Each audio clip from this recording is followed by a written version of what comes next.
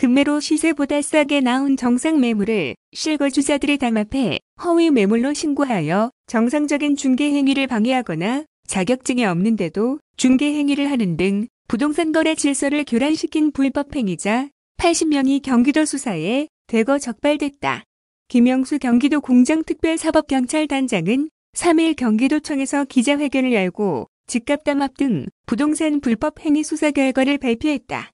김영수 단장은 그동안 처벌 규정이 없어 법의 사각지대에 있던 집값담합이 개정된 공인중개사법에 따라 2월 21일부터 처벌이 가능해졌다며 경기도 특사경은 집값담합을 중점 수사해 범죄 혐의가 확인된 11명 모두를 형사 입건했다고 밝혔다.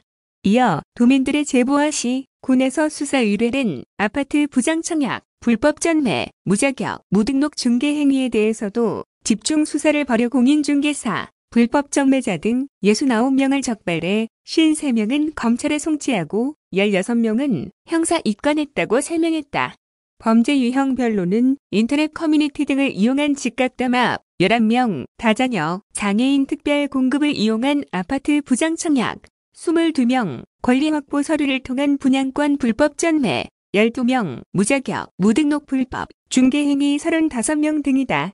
주요 적발 사례를 살펴보면 300여 명이 참여하는 온라인 오픈 채팅방 A씨 지역 실거주자 모임에서는 12곳의 중개업소가 인터넷 부동산 사이트에 시세보다 낮은 가격으로 광고한 정상 매물 46건에 대해 반복적으로 허위 매물 신고를 하며 당 앞에 공인중개사의 정당한 영업행위를 방해했다. A씨 지역 일부 공인중개사들은 친목회를 구성하고 신규 회원 가입을 제한한 상태에서 소속 회원에게만 중개 대상물을 공유하고 비회원과는 공동중개를 거부해 비회원 중개업소의 영업을 방해했다.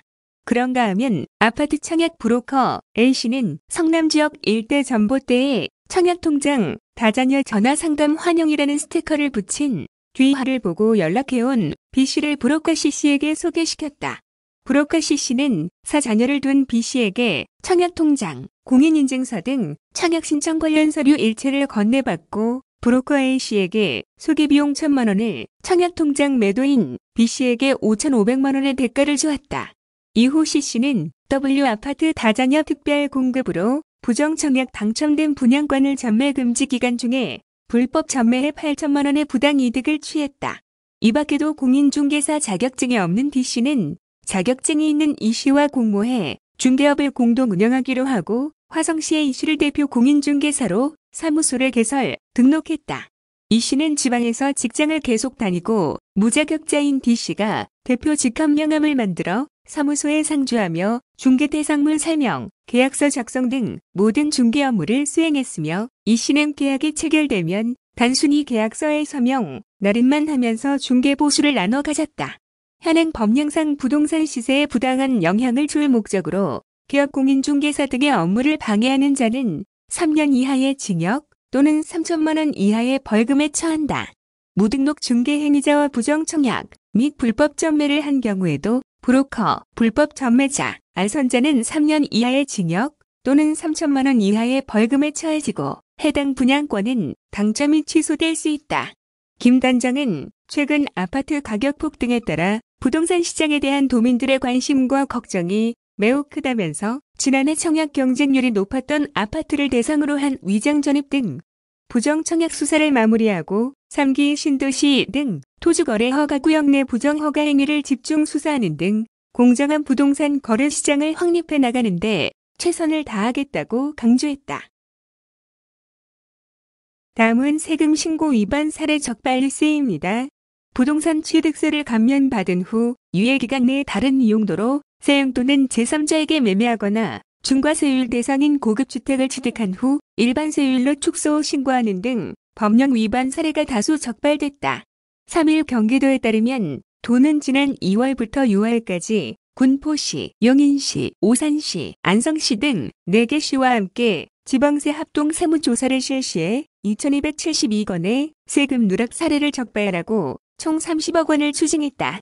유형별로 보면 등록면허세 신고 누락 1,266건, 가설 건축물, 상속 등 취득세 신고 누락과 세율 착오 신고 619건, 부동산 취득세 감면 유예기간 내 다른 용도로 사용, 미사용 218건, 주민세 미신고 167건, 취득세 중과세율 대상인 고급주택을 일반세율로 축소 신고 2건 등이다.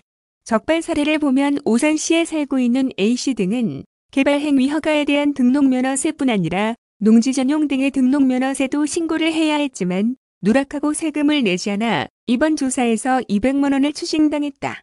오산시비법인은 창업 중소기업이 해당 사업에 사용할 목적으로 부동산을 사들여 취득세를 감면받았으나 감면 유예 기간을 지키지 않고 최초 사용일로부터 2년간 타 법인에 임대하는 등 다른 용도로 사용한 게 적발돼 3,100만 원을 추가 징수당했다.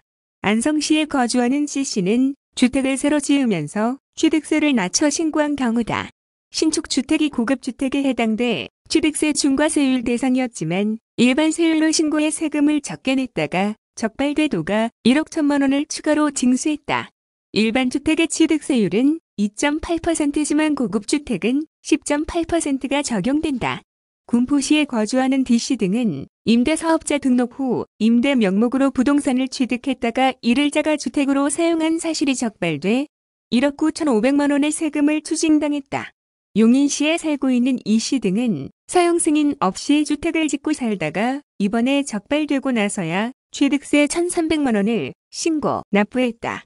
지방세기본법에 따르면 납세 의무자가 법정 신고기한까지 과세표준 신고를 하지 않은 경우 납부해야 할 세액의 20%까지 무신고가산세가 부과되고 납부기한까지 지방세를 납부하지 않거나 납부해야 할 세액보다 적게 납부한 경우 납부지연 일수에 따른 0.025%의 가산세가 추가로 부과된다.